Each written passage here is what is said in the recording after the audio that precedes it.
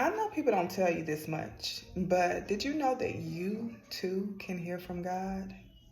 Yeah, you.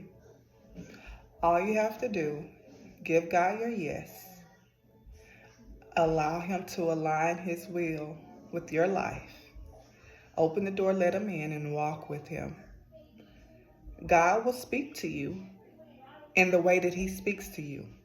Don't be so caught up on hearing a voice that you miss all the ways that God speaks. God speaks in so many different ways, and the way he speaks to you will be unique for you. And so don't be so caught up on how God speaks to other people or people sharing their experiences that you miss how he speaks to you. And it's important that you realize that you don't need other people to hear from God on your behalf. In fact, God will use people to speak into your life, but he wants to talk to you. And when he uses people to speak into your life, it should be confirmation of what you heard from God. So that you know, okay, I did hear God right. But you shouldn't solely rely on man, because you never know the heart of man. People start with God, but they don't always finish with God. And we can't see the heart. So we don't know when that's changed up. And people still have their gifts.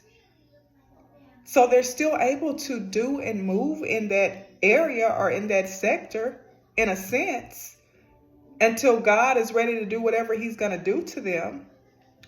They still have that gift. So you don't know when they're no longer walking with him. So this is why it's so important to learn how to hear from God yourself. We should never rely on man solely to hear from God. That's idolatry.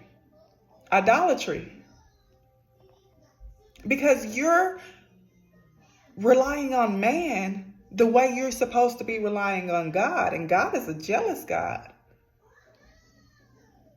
And I speak about this because the Lord led me to 1 Kings chapter 13, verses 11 through 25.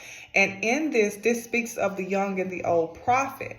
This is why we must always be confident in not only God, but ourselves. We have to be confident in what we hear from God. Because if we're not confident in what we hear, then we won't trust that we heard him correctly. And again, in 1 Kings chapter 13, verses 11 through 25, it speaks of the young and the old prophet. Now, God gave the young prophet an instruction. The old prophet tells the young prophet, I too am a prophet. I hear from God. And this is what I heard, that you can come back and eat with me. And so in that, the young prophet takes the old prophet's word for it. If I had to assume, I would probably say he did that because he probably felt like, oh, he's older, he's more experienced. Maybe I didn't hear God right. I'm going to go with what he says because he's older. Now, I don't know. I wasn't there in that time. I can't see the heart. I don't know what he thought. But if I had to assume, that's what I would think. He goes back with the old prophet who was lying. And because he disobeyed God and did what the old prophet said versus what he heard God say, he was killed. He lost his life.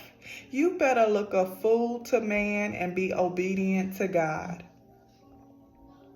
You better trust what you hear versus what somebody else has heard.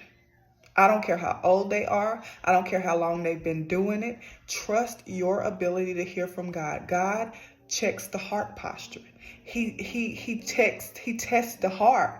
So if you go by what you believe that you heard, even if you got it wrong, God is going to see your posture at that time and judge you based on that. But if you are disobedient, that's a whole nother story. Imagine, as a parent, you tell your child, don't go to such and such house after school. Make sure you come home. Such and such tells your child, oh, I know your mom.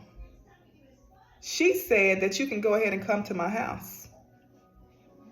So your child listens to such and such, goes home with them, and disobeys you. What you gonna do? Yeah, that's what I thought. God bless you.